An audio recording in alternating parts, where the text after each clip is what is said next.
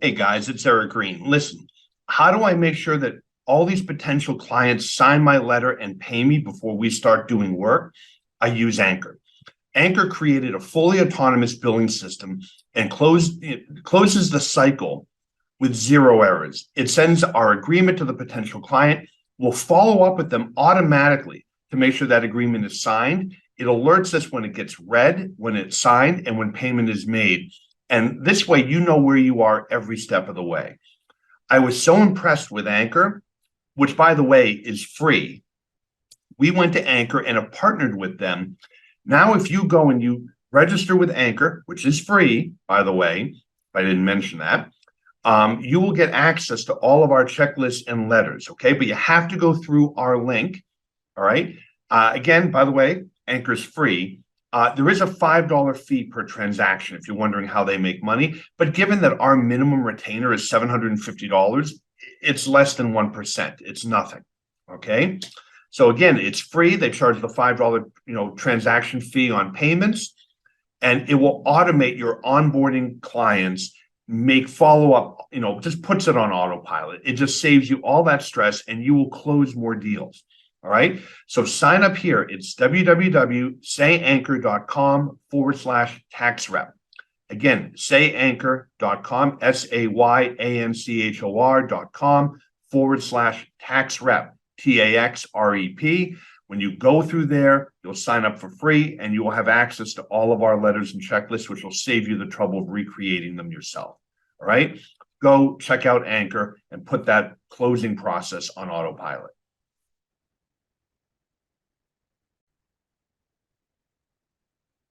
Guys, I've told my horror story before with S Corp clients and how do you know what reasonable comp is? My horror story is when they went after that CPA who was a friend of mine for $125,000, arguing that he knew and that he knew better and that he should have made sure his clients took reasonable comp. I'm a huge fan of RC Reports. RC Reports, it's about $1,400 a year. We're charging the S Corps that come to us under audit $750 a piece. We'll probably make between $10,000 and $20,000 with RC Reports. But if you have S Corp or C Corp clients, they have to each year get a report, and the report is as simple as possible. RC Reports has a huge database of businesses. It will give you a report that you can rely on. And so far, to date, when we produce that report, not a single auditor has challenged it. The critical thing right now is for your clients to get that report to support the number they're taking on the return, that you're taking on that return that you're signing. Best way to do it, RC Reports. Go check it out, okay? You can find them. It's trn.rcreports.com. Again, trn.rcreports.com. Go there, you'll save $100. It will change your practice, create an annuity stream for you, and bulletproof your clients' corporate returns. The Tax Rep podcast is now proudly partnered with Nice Job, the experts in reputation marketing. Reviews are so important for attracting new clients. Before Nice Job, I would ask people to leave reviews, but they would usually forget, and I didn't have a way to stay on top and remember to follow up with them. That's where Nice Job comes in. Their smart follow-up campaign recognizes who hasn't left a review yet and automatically sends carefully timed reminders that can increase your chances of getting a review by 300%. I tried Nice Job for Tax Rep, and it's been a game changer. We added 33 five-star reviews in our first month, and our Google business profile is like a magnet for new customers. You can try Nice Job for free for 14 days and get 50% off your first 3 months by visiting nicejob.grsm.io/taxrep. nicejob.grsm.io/taxrep. I'm going to put a link in the description of the podcast. Try it. It will be a game changer for your business as well.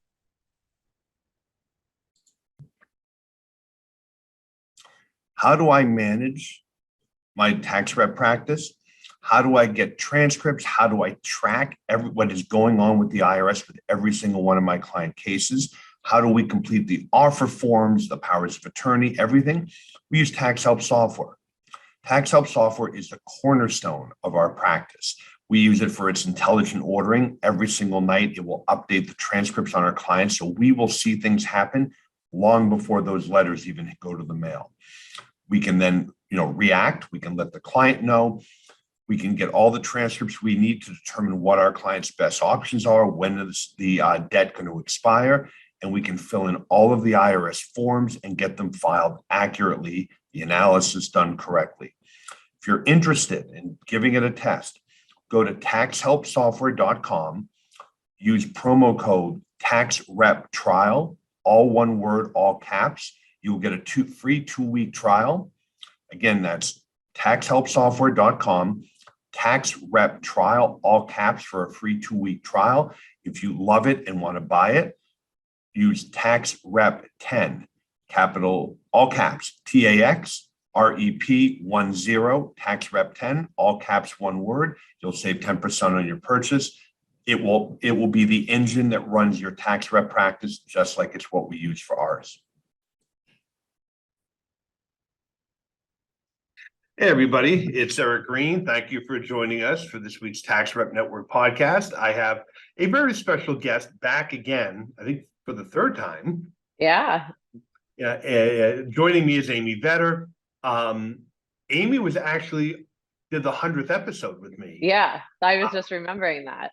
Where it was, how to do what you love. And I remember my staff were like, look, we'll get a coach or we'll get this. I'm like, no, we got to get Amy Vetter. And they're like, a psychologist? I'm like, no, but almost as good. And we did. And actually, that's one of the most downloaded episodes. Oh, that's awesome. Yeah, no, it was terrific. And you, of course, have a new book out today, April 25th, Disconnect to Connect, Tap into the Power Within You to Create the Life You Desire, which I got an advanced copy and have read. And I actually got a lot from the book. And there's a lot we could dive into, but yeah. For those people who don't know you, you, I guess, technically are a CPA, though you don't practice anymore. And you've been pretty open about your journey. People can go listen to the other podcasts. You're also a yogi. Obviously we met on the speaking circuit, but you speak all over the country. Amy does a lot on her B3 method, which is basically it's a much more thought out work-life balance. It's really balanced across the spectrum, which is sort of what I was expecting in the new book. And you really opened up in the new book about your journey through this. And so I guess I'm assuming most of the folks who've listed this have not read it yet. So can you just describe to the audience what the book is about? Yeah, well, and I really, it's good you brought up the B3 method, because I actually look at this book as a prequel to the book that's already out. Because a lot of the times when I got interviewed about business balance and bliss, it was always like, well, what led you there? What was your journey to get there? This is really the journey that I went on, and it is raw and real and has a lot of actionable tools and teachings that I've learned along the way as well, to help get to that place to even transform. And part of getting to that place of transformation is getting back to yourself. And that sometimes is the hardest thing to do, because it's easy to go, blame outside circumstances, or, look to others to actually make that change for you. But the only person that can make that change is yourself. And what I have found through my life experiences, which I, cover in this book of different stories from my childhood and up, through, my work life, is that we have a lot of these belief systems that become patterns for us, that become habits for us, that we don't even realize how they got there. We haven't actually stopped and done the work, and we don't even know if that belief is our belief, or that it's somebody else's belief. And just deciphering that in our minds takes work, takes time and effort and care. Because one of the things for me that was so important is that I did not want to carry on generational patterns into my children's lives. And I realized that at a young mother age, when my second child was born, and that was really the journey to business balance bliss. But first, it was deep, deep work that I had to do to uncover to make sure that I didn't, repeat patterns that had been repeated generation after generation after generation. Well, and what is amazing is how much of the stuff we carry with us, Hmm. we don't even know we don't even know why or where it comes from. And that's actually what struck me most about the book in thinking about myself. I've kind of been open about this. So I have a thing about food, right? Food is my outlet. It is my happy place. And by the way, Hmm. not healthy food. If it were veggies, we would burgers, fries, and I struggle to not eat that stuff. Right. But when I get stressed, which is daily, Hmm. that is like my go-to. And I've actually been contemplating, like, where does that come from? Like, at what Yes. point was that made a thing for me? Hmm. And that's one of those things, like, I'm trying to peel back the layer. The idea being, if I can understand where the hell it comes from, then maybe I can put it in its place and recognize it for what it is. Because Yes. otherwise it's sort of it's a habit. Like, as you said, it's a habit. Like, oh, I'm stressed. You know what? I don't want the salad. I'll get a burger. Yeah. This is how you get to be, my size. So you went on the journey. What was it like to sit down and put this stuff pen to paper? Was it cathartic? Was it hard to sit? Hard. Yes. Very hard. And before I get to that, there was a great commercial about what you're talking about, and that it just struck me. And I think it would play on Netflix or something over and over because I saw it a number of times, but it was about weight loss and them trying to get to what is the root of the issue, not just the diet itself, right? Like what is actually creating the issue. And they used this little story in the commercial of going back to when the little girl was a child, and every time her grandma would put food down and said, made with love, made with love, made with love. So everything about food was really about that reminded her of being loved and cared for, not really about the food itself and making sure she finished it, right? So, and those are some of the things. Yeah. Yep, the Clean Plate Club when I was a kid. Yes. But even so, like, look, I was a competitive power lifter. I played college football. There's Right. nothing they're going to explain about Exactly. nutrition to me and weight and working out that I don't already know. So if I know that, right, if knowledge is power, well, then this should be easy. I understand Hmm. calories, I understand fat versus carb versus, but it's not logical. And Yeah. that I think is really what the wild card is in everybody's life about everything. Whatever Right. your thing is, Hmm. something created that. There's something Right. that's driving that. And I think to self-actualize, Hmm. use a nice term, uh, Yeah. until you identify what that is, you're sort Yeah. of dancing around. It's like the elephant in the room. You're band-aiding it. Right. Yeah. So, and I think that's just such a great example of what this book is about, because it's not always about these big things, these major things. It is these things that show up in your life and you just accept as they are and say, this is the way it's always been, instead of actually doing the work, stepping back and going, oh, is this really the way I want it to be?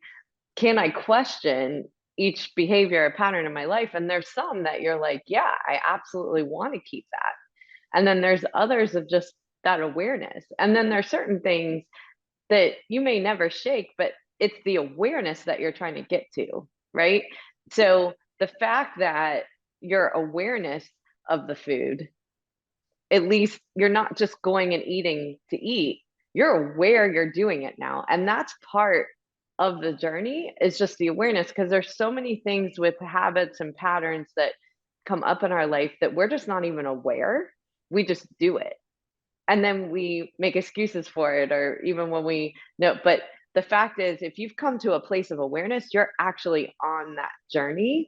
And that's what really this is about, is stepping back and taking 100% responsibility for how we move through life, whether we decide to change it or not change it, or say, you know what, this is about as good as I can get, and but I'm aware I'm doing it, right? Like, and I'm not going to blame somebody else for it. I'm going to take that responsibility on myself and say, this is the reason I might do the things that I do, and I can at least communicate that to others versus blaming the outside world and just being mad. And so that's what this is really trying to push back past, is those things that we don't even realize we're blaming people on the outside, or things or experiences or whatever that is, and instead taking our own responsibility for the way our life goes. And that's why it's tap into the power within you to create the life you desire. I've got so many things I want to talk about.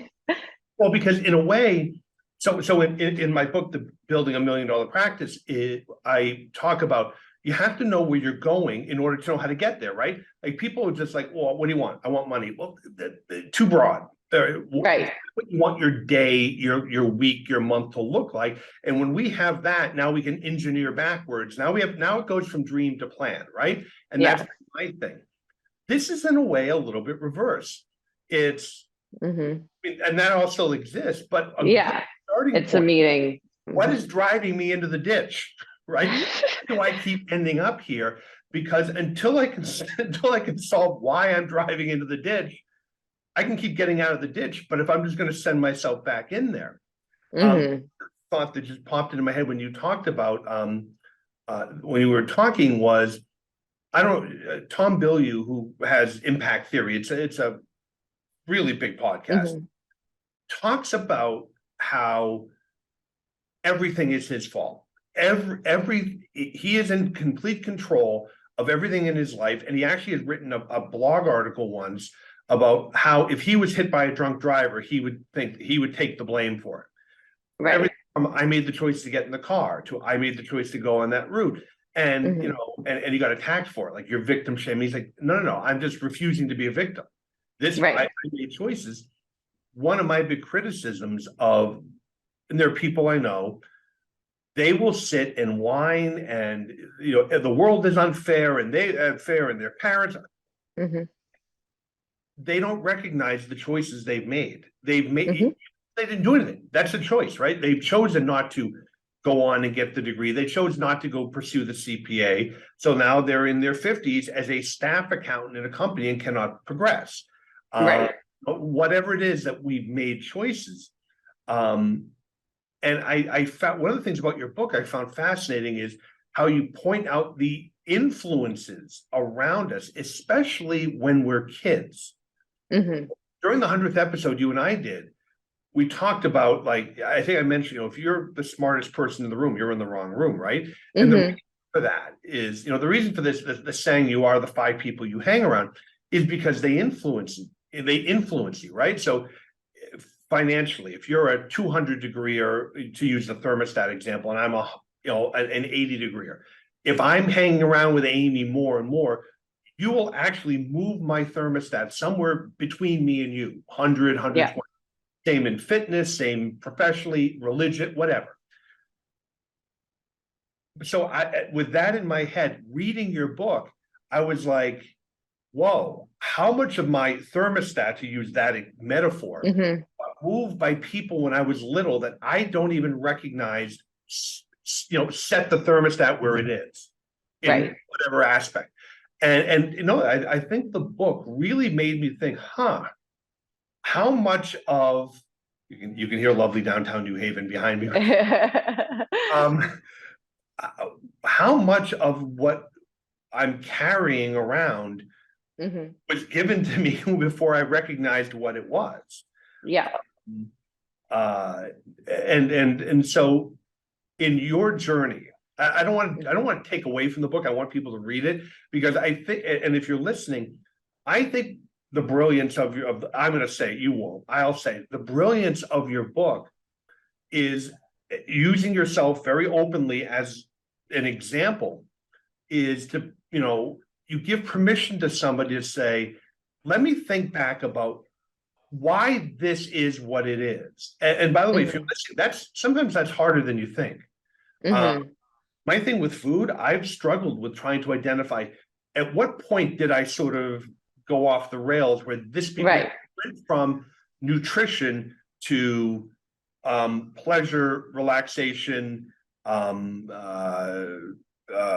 don't want to say congratulations, but I deserve this, the Hmm.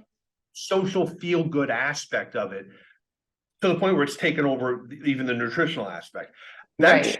I'm having trouble. I mean, I'm narrowing, but I'm having trouble like putting my Yeah. finger on it. But the book kind of allows you to think about it. Hmm. And by the way, you do tie into the B3 method. Hmm. Yes. I like that Well, you mentioned it's kind of the prequel.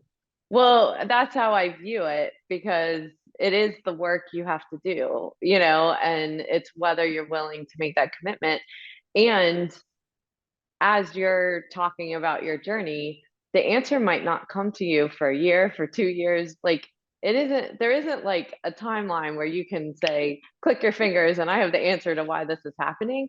It's playing with things and really understanding, through therapy, through other mindfulness practices, whatever you read and the people you're with that you collaborate with, all of a sudden someone will say something, you're like, oh my God, that's it. But it's like you have to be open to the journey and not get frustrated because it is hard when you're trying to go through transformation and there's things that you want to change about yourself or into your future, or you're even protecting your future, as well. That there's things as you go along that you're like, I can't see it. It's, like you said, this is kind of the opposite of what you were talking about in your book.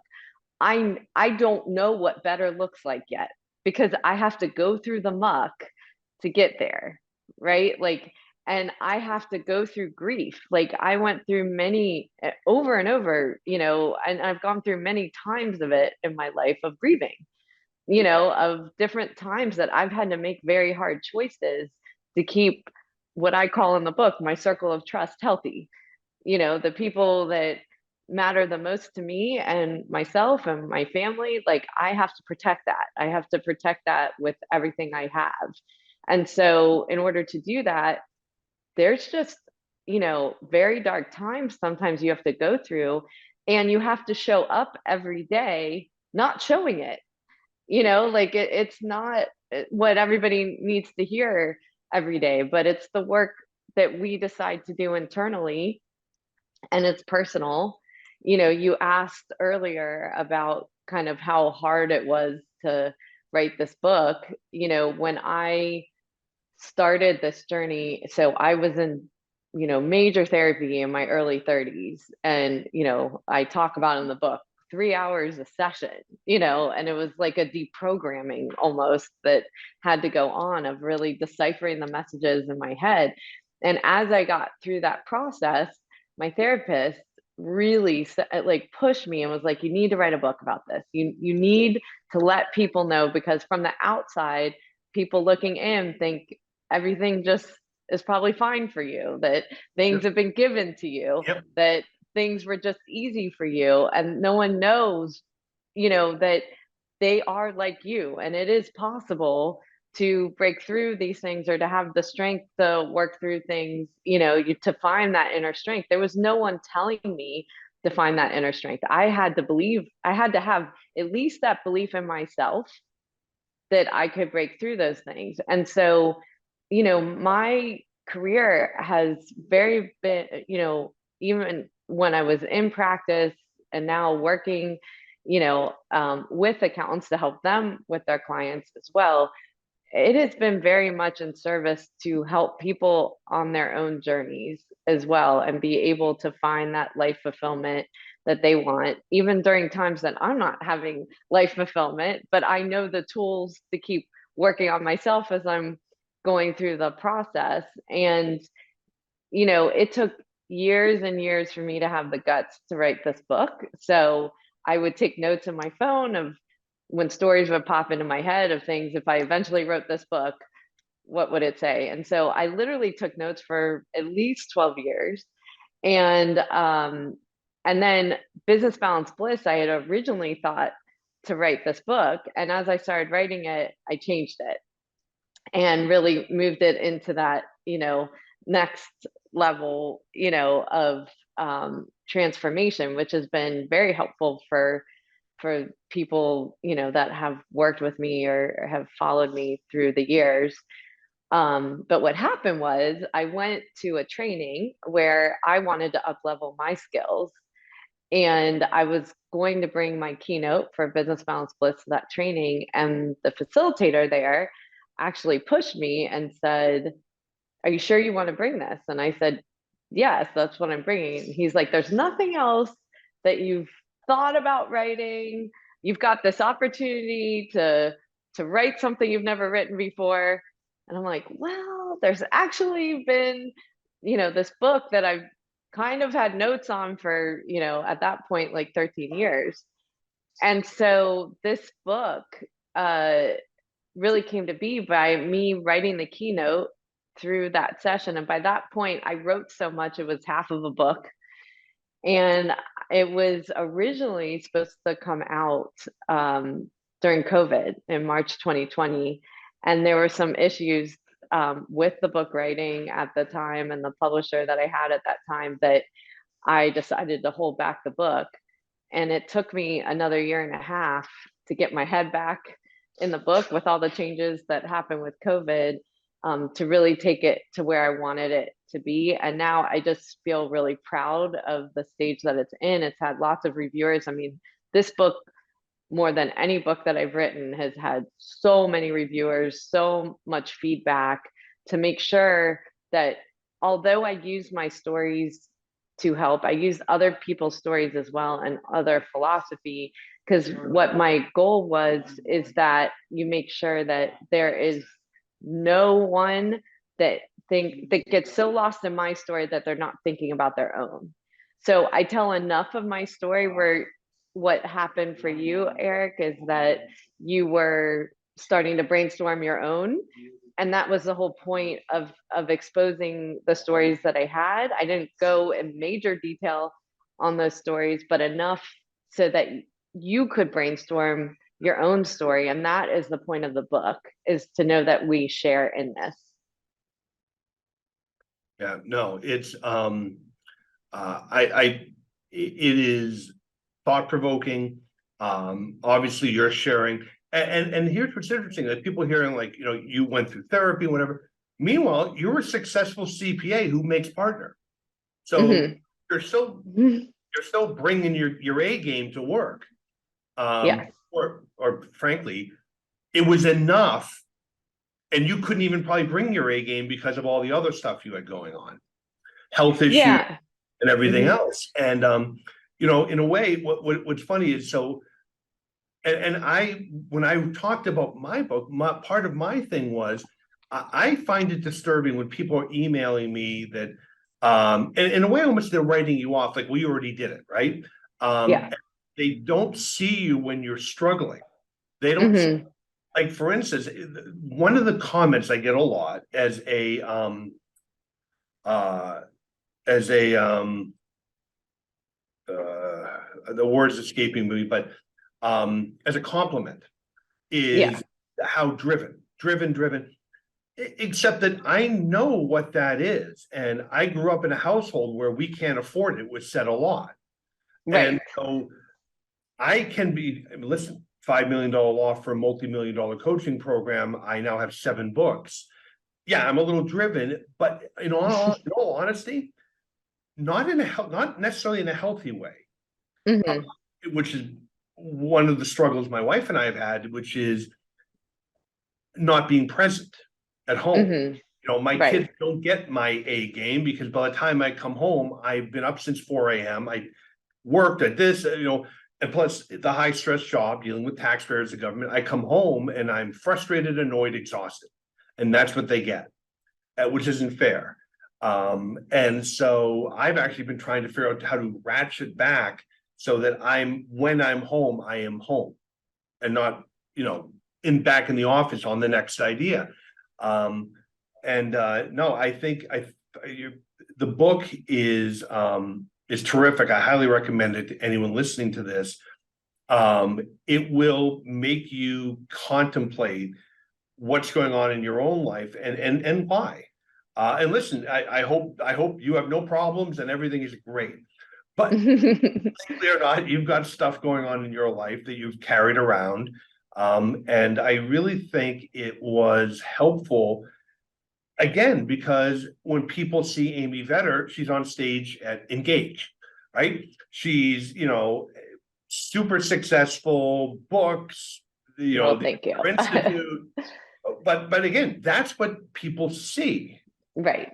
Right. I mean, Jeff and I talk about this all the time. We get from other lawyers, like, what you guys have done is amazing, whatever. They have no idea how fucked up that. Right? Exactly. Well, and I heard a great interview on this because I think a lot, and kind of going back to one of the things is, like, people say they want to be partner, or they want this big $5 million business, like you said, or whatever it is. And I was listening to this podcast. I'm sorry? Be careful what you wish for. Right. Well, and so I was listening to this podcast with Jay Shetty, and he was talking about becoming a monk.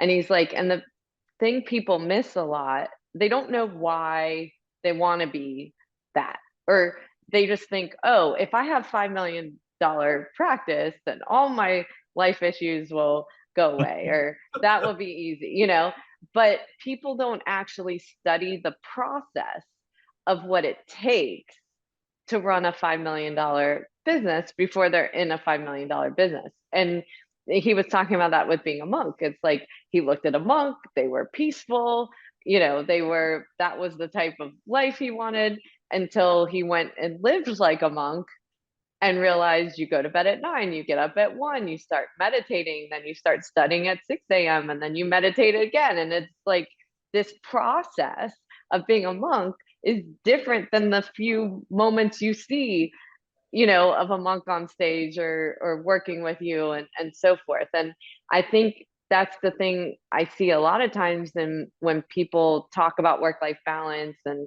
they're coming to us with struggles on mindfulness and all of those other, things that we do, that they had this goal in their head, but they didn't know why they had the goal.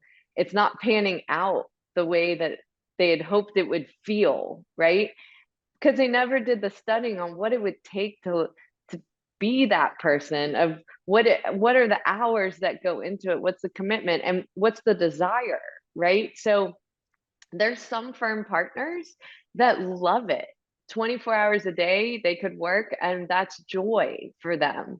But there's a lot of people that have this goal of being a firm partner, not realizing what goes into it and what is the life and the process of being a firm partner, and then quickly are like, wow, this is not what I thought, because we didn't go and do the process, right? Go and take the time to study it.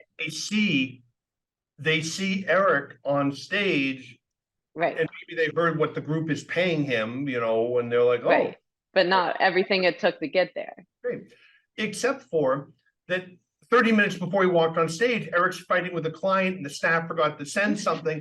And then, we're sitting here, and as it turns out, we had a really slow January, but yet we have $100,000 payroll that's got to get paid. Right, exactly. So $5 million practice. It's not like we come in every day and cash has been stacked up on the front desk for us to take. And by the way, Simon Sinek wrote this book, Leaders Eat Last. That is true. Yeah, we, the partners here, did not draw for the January and the first half of February. Tough. Yeah. So staff has to get paid. Given what we do, taxes need to get paid. Landlord wants to get paid. We got to pay for the copy machines, the computers. Guess who doesn't get paid? Yeah. and so it is, I think what's helpful is, and my book was a little bit, yours is really laid bare, that it's not necessarily what you see. And the reason I think it's actually so important, more so today, I mean, I think the book is a great book at any time. Today is, look at the suicide rate, social media. People are seeing people's avatars thinking that that's their life. Yeah, Right. I'm on first class planes to Vegas where I am the speaker. And in fact, to the point where I really stopped trying to post any of that, because it's a false image. Yeah, I Hmm. did fly first class, but I had to bill 5 hours during first class work. I need to work. I can't work in coach. I'm Right. sick. I don't want to tell you how much I weigh. I'm a big guy. And then I have to get there. I have to get to my room. I don't sleep in hotel rooms. So I'm drugging Right. myself at night to sleep, because I can't legally, prescription drugs, not drug, to sleep. Um, and I'm on FaceTime with the kids, and it's not this sort of, um, it's not the image that Hmm. see. And I think that it's important. First of all, it's important for people to know it's not just you. You're not alone. Whatever you're No. struggling with, it's not just you. Honestly, I think it's pretty much everybody, Hmm. right? Um, uh, and I think part of this is, you can train yourself to fix things if you know what you're fixing, right? It's Right. it's easy for me to go fix it, but what is it that needs to be fixed? Some of us have more than others, um, that need to be fixed. But so just, I think one of the big takeaways for me is, in fact, if anything, it's even more admirable how much you could still bring as close to your A game as you could to keep advancing while you're still struggling with all of this other stuff. And um, I don't remember who said it, but I actually heard someone say, well, if he had advice to give to his 20-year-old self as a 50-year-old, he said, the advice I'd give myself is, understand that everybody you meet, no matter how serious their expression or their title or how expensive their suit is, they're struggling. They're in Hmm. the midst of their own battle, and they are looking for significance. And so cut people some slack. Don't let them off the hook completely. Yeah. Do cut people some slack and understand sort of the shared nature of being a human, and maybe be a little more sympathetic because of it. Yeah. And that goes for everyone up and down the chain. The partners here have their own crap they're dealing with. Our staff, I'm sure, I know, do. It's uh, it's across the board. But as Amy's book points out, it is possible to identify these items, these things, and either by yourself or with professionals assisting you, learn to put them in their place. You can't reverse them, but put it in Hmm. its place, understand it for what it is. So it's no longer this burden you're carrying around. Yeah. Well, and what you're talking about is another concept in the book called becoming a connected leader. So all of this about disconnecting to connect with yourself is when you have a better understanding of who you are, you're better able to connect as a leader as well, because you start seeing people as human.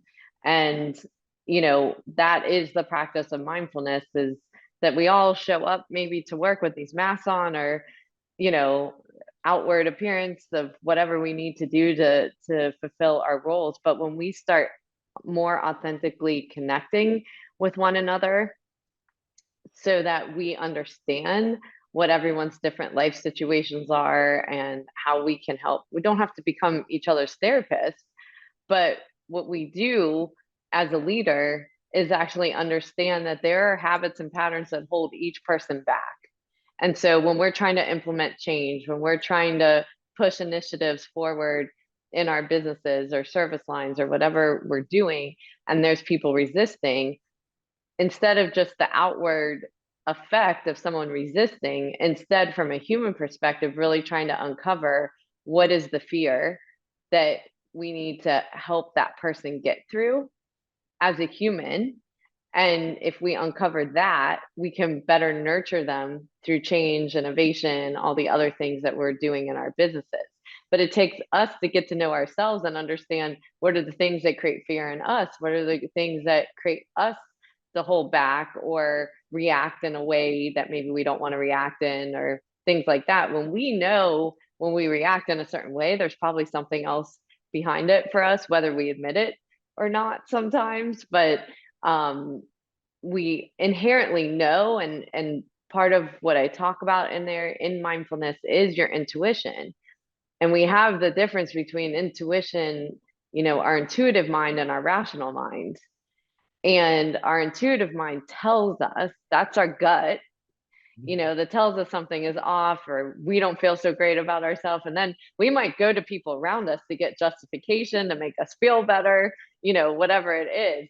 But our rational mind will fight that intuitive mind. And then we'll say, oh, that must be their fault, or they're frustrating me, or whatever it is, versus trying to figure out, why do I feel internally off? That awareness that I talked about before.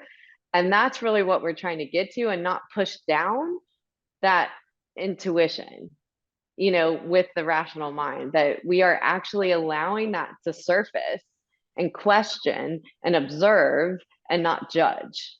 And too many times we judge because we're moving too fast. Mhm. But when we actually come into awareness and observe what's happening, take the time to be present, understand people's body language, understand, how they're interacting, things that they are saying that aren't necessarily words, it actually gives us a lot of information to react differently as a leader and in our personal lives as well. Yeah, no. So the book is terrific. It's out today. So, and everyone listening, I will put a link below to go get it. Disconnect to connect, tap into the power within you to create the life you desire. It will at least get you thinking. And if nothing else, like I said, it's not just you. Understand that everybody, probably, I don't remember who said it, but probably everybody you meet is struggling with something. Mm-hmm. And understand that there's no one walking around whose life is just perfect. Everything goes and when I wrote my book, it was kind of the same thing. Like, I built a conference, I built a law firm, and it was, excuse my French, it was a shit show at times. And, Yeah. but no one sees that. What they see now Mhm. is you show up and my name is big there in the, we don't have a picture, but you walk in the front door and our name is there, and there's lovely person at the desk who welcomes you, and you walk into my office, I have them shut because of the glare, but I have windows all around me. I look out at lovely State Street in New Haven and whatever. We were started off in a basement. Our stuff was in my garage. I mean, it was not this. We opened our doors and people just called, and everything was just wonderful. And by the way, everyone we've hired, perfect. Everyone has worked. No one's ever just up and quit in the middle of a pandemic. We had that. Right. I mean, I've had people come in and lie to me that they're having struggling with something, and then a week later they pop up on another law firm's website. Oh, yeah, no, we've had it all, and so it's not just you. But I highly recommend the book. It'll get you thinking. It was really illuminating for me. And so, Amy, thank you first of all for sharing in the book. Thank you for coming back and doing this. So Thank where you. are you going to be speaking this year? Oh my goodness. What's pretty much a lot of places. I will be at the BDO Alliance conference. I will be at the Association of Accountant Marketers. I'll be at Accounting Today's Firm Forum. I'll be at Montana State Society, the Florida Institute of CPAs. There's a really long Rainmaker. So between April 30th and June 30th, I hope to see you at an accounting conference. I'll be at Engage. Hopefully I said Well, that. actually, I don't think I'm gonna see you at all. Oh, Really? no, BDO. Well, we're waiting Okay. for approval, but I might be at Yeah. BDO. Great. I'm at Scaling New Heights. I'm at the NATP's Taxposium. BDO, if the timing works out. I am not going back to Engage. Montana emailed me actually, and then I never heard back from them. So Oh, I don't know okay. what happened there, but yeah, no, I've never been to Montana, so I just wanted to go. Yeah, I know. I'm excited. Yeah, I Yeah. have to go to Montana. But yeah, no, I don't. So I guess I'm not going to see you at any. We're Yeah. not going to, other than be not going to cross paths. Cross in the air. Yeah. Well, Exactly. thank you so much for having me on. And also, this just shows why I wrote the book in the first place, for you to share so much during this interview as well. And if we can all show up more authentically at work, I think it'll help everyone achieve business balance and bliss. So thank you so much for having me on. Nope. And for everyone listening, again, I will put a link below. Go grab the book. I think it is something that you are going to want to spend some time with, and it will move your needle. So with that, everyone, thank you for listening to this week's Tax Rep Network podcast, and I will see you next week.